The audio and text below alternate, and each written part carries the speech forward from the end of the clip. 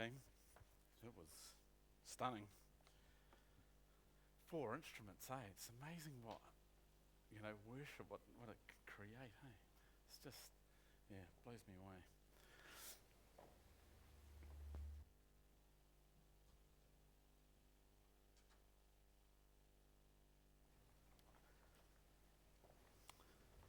I was saying to Greg this morning that, man, I'm feeling a bit nervous. It's been a while, and it's been so good through the holidays that I said to Greg, man, I just hope, the bar doesn't drop now that the full-timers are back, We're kind of, it's like it's been so good.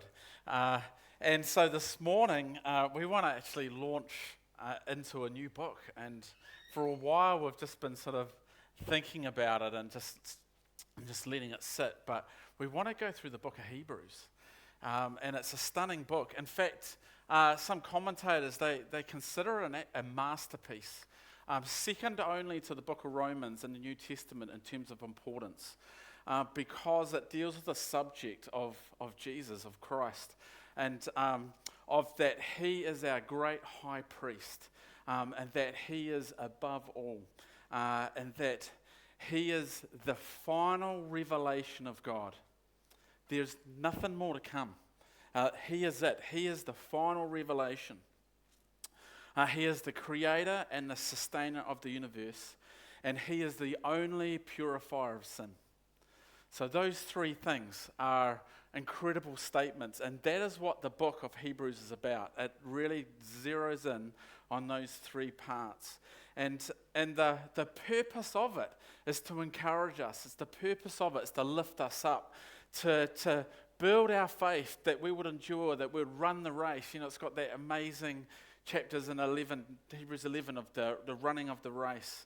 And that's as in consequence, right, of lifting our eyes up and just having that fresh, revelation of who he is, and what he has done, and the fact that no one else could do it. No one else has the character, had the position, the nature, and who could stand in our place and offer himself as the final sacrifice. And the book of Hebrews is the most sort of eloquently defines Christ in that position of the great high priest in Christianity. And so, just a little bit of background. Who wrote Hebrews? Well, this is what is really fascinating, is that no one absolutely knows for sure. They're not sure of who wrote it. There's the general consensus back in early church history, so in the first 300-400 years, was that it was Paul. But there's a major sort of stumbling block to that, which they sort of always wrestled with. But since about the 1800s, if you read any sort of book and commentary today, they would almost say, no, it's almost assuredly not Paul. And it's mainly because of this verse in Hebrews 2, verse 3, where he says that this salvation, so this is the writer of Hebrews, is saying, this salvation which was first announced by the Lord was confirmed to us by those who heard him.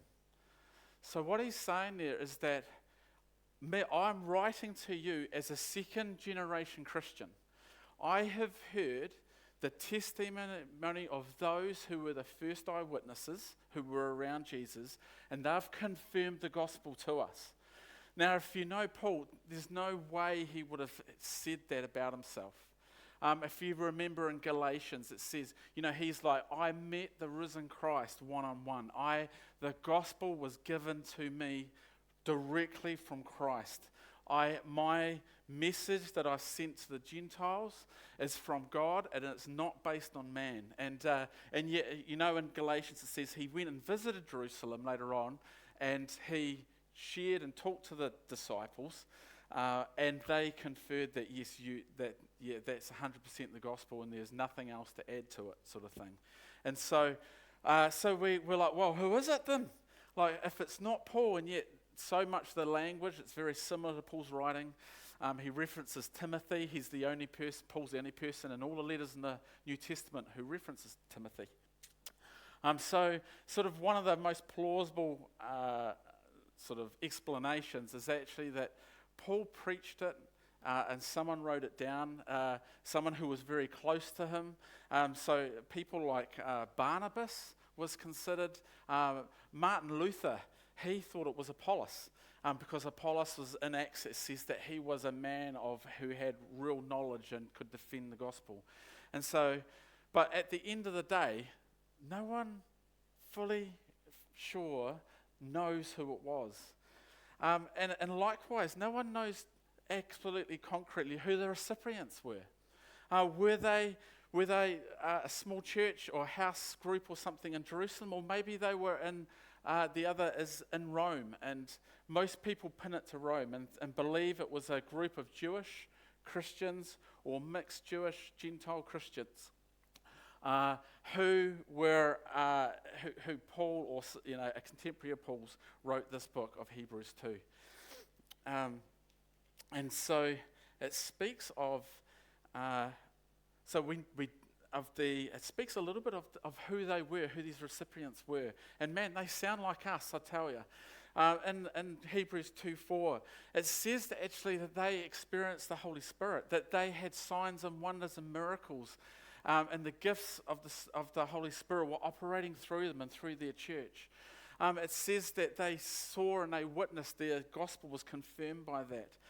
But it also says in Hebrews 10:32 to 34, that man, they really suffered for their faith. They were under intense persecution at times. They had some of their family members and neighbours and that go to jail who were arrested. They had property. Imagine your house being stolen from you. Not because you've made some dumb mistake, but simply because of your faith. And so they had some really difficult times, not to the point of death, but certainly like intense persecution. And so that passion and that hunger and the zeal for the gospel was waning in them. They were struggling. They probably had years of this, and that passion in them had, it was like they dropped down to second gear, and they were sort of starting to cruise. It's like their faith was misfiring a bit, and they were starting to wonder, like, man, is this for real? Have we got this right? The temptation is just to step back and to go back to their old ways, their old religious teachings, and their old rituals, and just sort of drop back into that, as opposed to persevere and to push through. And we face similar pressures, discouragement, sin, hardship, financial, our health. Even actually, I was thinking the hardship of time, that we feel like we're quite time poor. And even just getting up and coming to church, or staying connected, going to youth group, or going to your cell group, and that can be a real struggle when you are running on empty. And the author of Hebrews is like, guys, you got to look up. Don't throw in the towel. And I looked up what that means, that word, that phrase, throwing in the towel. And it's actually a boxing term. And it means that if you have got nothing left, you can't throw a punch, you can't defend or attack. It's like you just throw the towel in the ring, and it's like, I'm done, I'm out, that's me, I'm gone. And your trainer might do that for you, or if you're not even, the space to be able to make that decision yourself, that's why, your support crew. But that is really the heart of Hebrews, is it's like, don't throw in the towel. Persevere with your faith. Because you know what? It's the whole point. It's not about you. It's not about your feelings. It's about what Jesus has done for you and I. And He is the final revelation. He is the author and perfecter of our faith. And He is the only one who can purify us from sin. So look up. Be encouraged.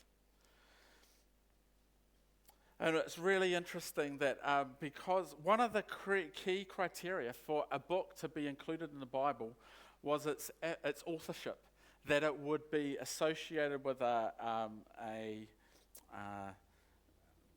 one of the disciples who had a face-to-face, who talked and lived and breathed and walked the roads that Jesus walked.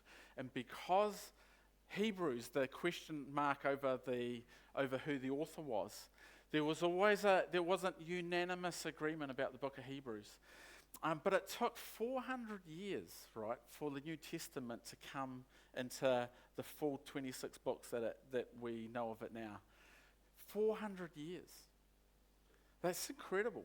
I find that, and it's just so awesome how God allowed the church to wrestle with that. And so what happened was that generation after generation after generation, they kept coming back to the book of Hebrews. And they realized that God's Spirit was on it, that there was fruit in people's lives, that there was transformation when they read and they preached and they studied the book of Hebrews. And that's why it's in the Bible today, even 2,000 years later, we are still not too sure on who the author was. So we're just going to look at the first 3 verses of Hebrews this morning. And just let this sink in to your spirit. Notice, there's no introduction. It's not like, hey, it's Timothy here, or it's Paul, how you doing?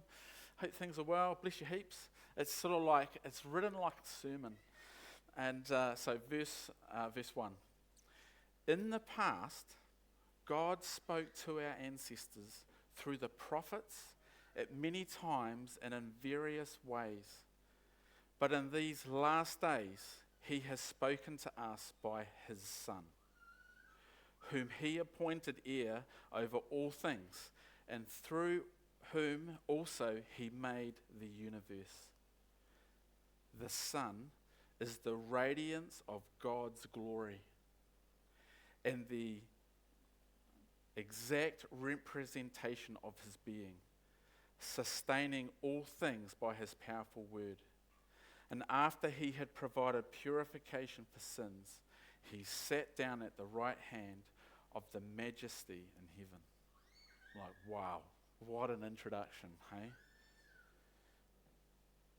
And so the first point I want to make is this, is don't give up, because Jesus is the final word. It's a beautiful introduction. It's sort of like in the past. See how and it's like God spoke in various ways in various times and through various prophets. So he's speaking of the entirety of the Old Testament. You think of the stories and the poetry and the prophetic images, the songs, the wisdom, the apocalypse. The books like Daniel that speak of the end times. Think of the mighty prophets of Ezekiel, when he laid on his side for 390 days and then turns over to his other side and then for another 90 days. The prophetic picture of the valley of dry bones. Hosea teaching us through being commanded to marry a prostitute, to show as an image of the unfaithfulness of the bride of his people to God. The way that God spoke through the whole of the New Testament with so many different ways and varieties. It's so rich, right? But yet, there's a distance in it. There's a distance. Because now he's spoken through his Son. You see, the prophet was God's intimate. It was his mouthpiece. He talked to God and then delivered the message to the people. But Abraham and Deborah and Samuel, they were all known as prophets. And so the phrase of the prophets, he's referring to the whole of the story in the Old Testament. So think of Abraham with his dreams. Think of Moses when he saw the burning bush. Imagine the Israelites walking through the desert, with the fire at night and the cloud by day. David with his songs and prayers, adventure as the warrior king when he fought Goliath. All these stories are written down for us to reveal the character of God and who he was and his desire to know us and to be with us and his plans and purposes. Think of the angel that stood before Balaam's donkey. Like, man, what would that have been like when he reveals this warrior angel who's like, huge, and he says to Balaam, it's like, man, you're lucky that donkey stopped. Otherwise, I'd have had to kill you because you would have come too close to my glory. And that's an angel speaking. They're all secondary revelation, as it were, that was through an alternative mouthpiece than God himself. It's limited through a human intermediary. Some heard a voice, someone witnessed great victories, some saw earthquakes and storms and winds. But see, God was in the fire and the storm. He wasn't written on stone. But now he's close. See, now he's a friend. He's a face. He's a voice. He's a touch. He's the God who understands suffering and betrayal. He knows what it's like to work 40 hours a week as a carpenter, just to do the kind of routines. He's the God who knows hunger and warmth and poverty and friendship. So there's no sense in these scriptures that saying that actually the old covenant or what was in the Old Testament was not accurate, was not untrue. It's not that there's more information now, but it's that it's relational. It's that actually that the superiority of the new is that God's come close. If you think about it, it's like trying to get to know someone by email. And you can read 100 things about them, right? But you don't really know them. You don't know them until you see them face to face. And it's that face to face that brings in a whole new level of relationship. And so the point is that God's revelation is complete. We don't have to add another religious system, or we don't have to be looking for something better. He has come close. And so when you feel lost, when you're discouraged, look to him. Look up. He is the final revelation of God. See, Jesus is bigger than your problem. So we've got to stop looking for sort of extra, right, and things to fix ourselves. Actually, we need to look to the Son. Because in the Son, you see, we have the Spirit of Christ. We have the Holy Spirit living within us. So He has come close. In verse 2 there, it speaks that He is the heir of the universe and also the Creator. So that means that He's not only the Son, but His inheritance is the universe. Like, that is quite an incredible statement. And they believe that it's pointed towards Psalm 2, 7 and 8. And this was a psalm that David wrote. And he wrote, I will proclaim the Lord's decree. He, this is God, said to me, you are my son. Today I have become your father. Ask me and I will make nations your inheritance, to the ends of the earth your possession. And so they recognize very quickly this is not a promise to like an earthly son as such. This is a messianic promise to the future king, the future Messiah, the future ruler. And Jesus was in the heritage and the lineage of King David. And so Jesus, he is saying here, is his inheritance is the whole earth. The universe, its being, its purpose and its reason is in him.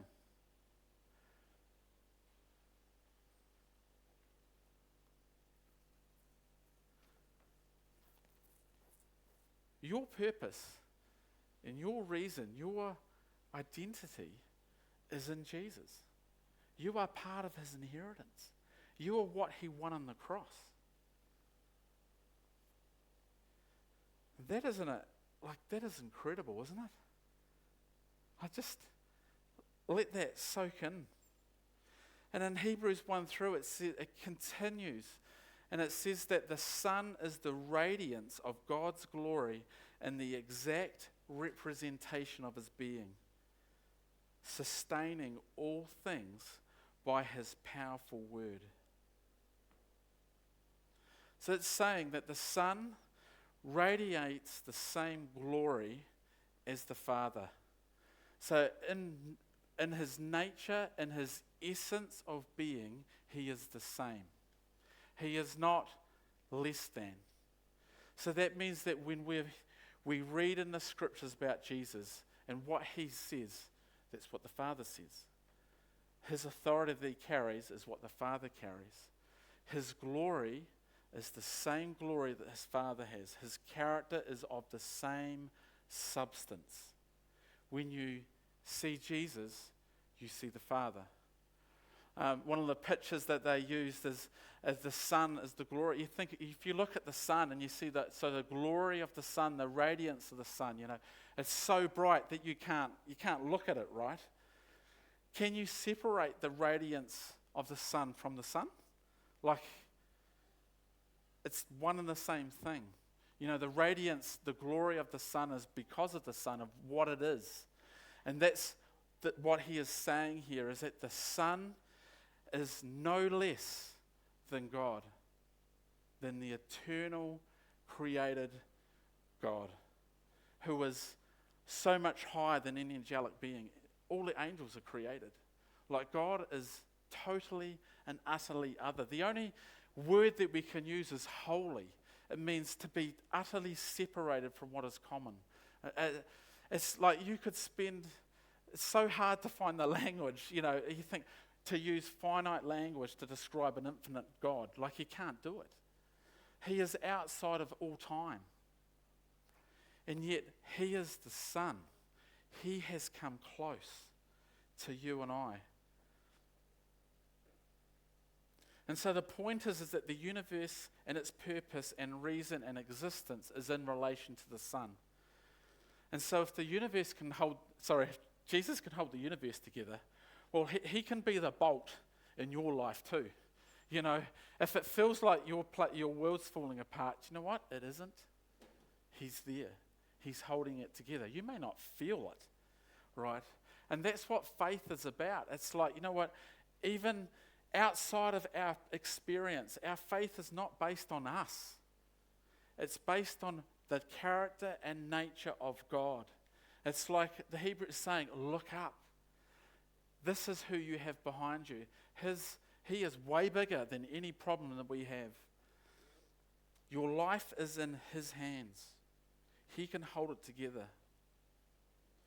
I remember Samara, Samara, she was our youth worker, and she's been involved for 5 years. She's working at youth work and been a key part of our team here at the office, etc. And she shared a testimony last year at youth group, and she reminded me that, so 5 years prior to that, in her last year at school, even the last couple of years, she really suffered from anxiety. She really struggled with that. And it rocked her faith, because she thought, well, hang on, if you're with me, God, why have I got anxiety? Why do I struggle? And we prayed, I was like, I don't know, I lost count of how many times I prayed for her at youth group, and it didn't shift. And it came to this point where she just had to start to dig in. She had to just go, you know what, I don't know why, but I choose you. And over a course of the years, she dug in, and her faith was strengthened in her weakness. And when she testified to the youth last year, she said that when she looked back, not at the time, but now she looks back, she can see God's hand on her. That even besides the anxiety, she was able to push through.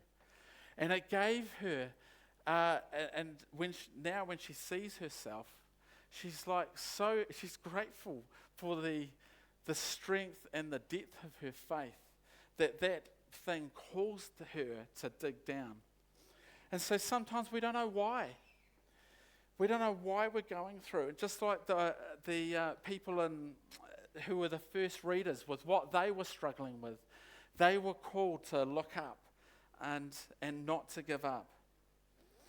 And okay, so the last revelation, or the last point that I want to make in verse 3, is that it says that don't give up because your sins are purified.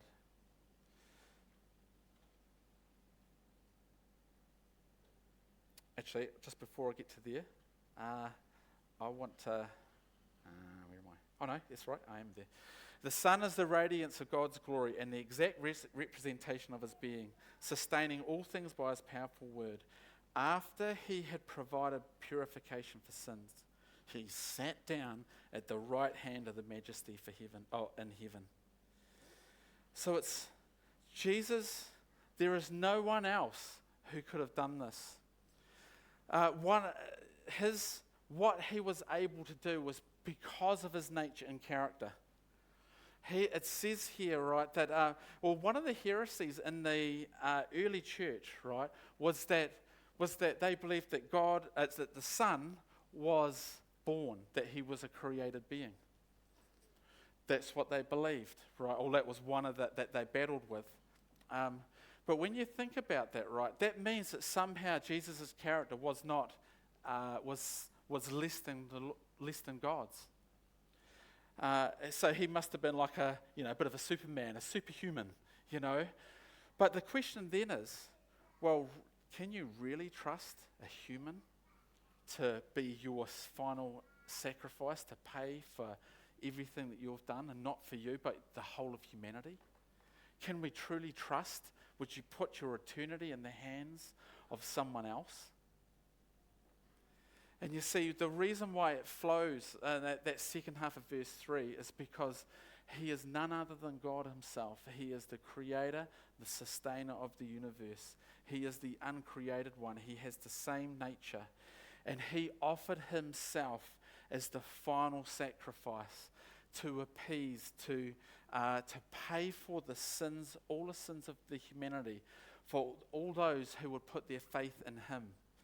And it's like it was so final, it is so complete, that he came into the very throne room of heaven and sat down at the right hand side of the Father. I don't know if have you ever watched those, YouTube clips of people when they come into the throne room of like King Charles and in England and that sort of thing, and everybody has to be lower than the king. The king stands on the little pedestal, and they can't sit until he's sitting. And when he stands, they've all got to stand. It's like this. When you can't even turn your back on the king. You watch them; they all walk out and they walk with their face towards it, and they walk down like that, and they bow. It's like this recognition of the authority and the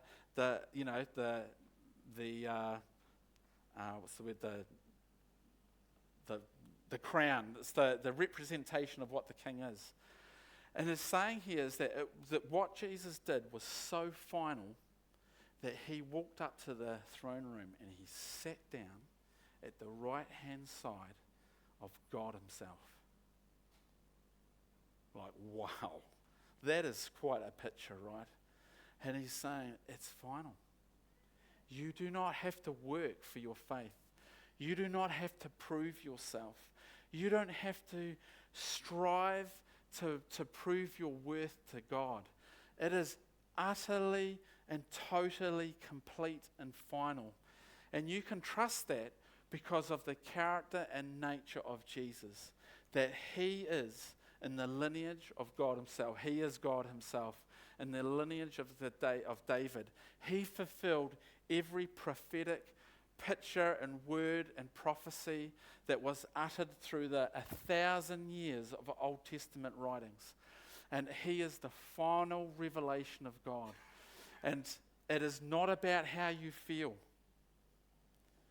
Your faith is in him. It is not in you or in your works or in the ups and downs of your life. It is in the work and character of Jesus himself. So I just want to encourage you, don't quit. Actually, we were singing songs about encouraging us with our faith, the words coming through. we're encouraging about faith of to persevere. And so I feel that is really where God's at. 2026, He wants to encourage you that it's bigger than you, and that's a hold on, that people before you have struggled and gone through things, that Jesus Himself knows what it's like to suffer, to go hungry, to be sleep deprived, to be betrayed. He has come close. He knows what it's like. And His desire is to meet you this morning. And so as the team come up, we'd just like to finish and wind up. But in summary, He is the ultimate prophet. He's the revelation of the Word. He is our high priest. He has purified us. And He is the King. He is the ruler and sustainer and creator of the universe. So don't trade Him out. Don't throw in the towel. Endure, hold the line, keep pressing in, stay connected. He is a good God. And if you'd like some prayer this morning, if you'd like to just be strengthened in your spirit, and just maybe you've got a situation or two that you just want to give. Actually, Pam read a verse there, and it was about the surrender. That's all He wants from us, is that we would go, you know what, God, I give up trying to work it out myself and trying to fix everything myself. I give it to you, and I ask you to come. I need to hear your voice. I need to know your hand. I need to know you're with me this morning. And He will do that. He will meet you in the storm, in the chaos, in the joy, and in the fun as well. So bless you heaps. We're going to journey through Hebrews and unpack just the incredible nature and character of God and what He has done, and the richness of the whole Old Testament, and how He fulfilled every part of it. So stick around for a cup of coffee. Don't forget the food's there. Have a great day. Yeah, and if you'd like prayer for anything, do come up. Bless you heaps.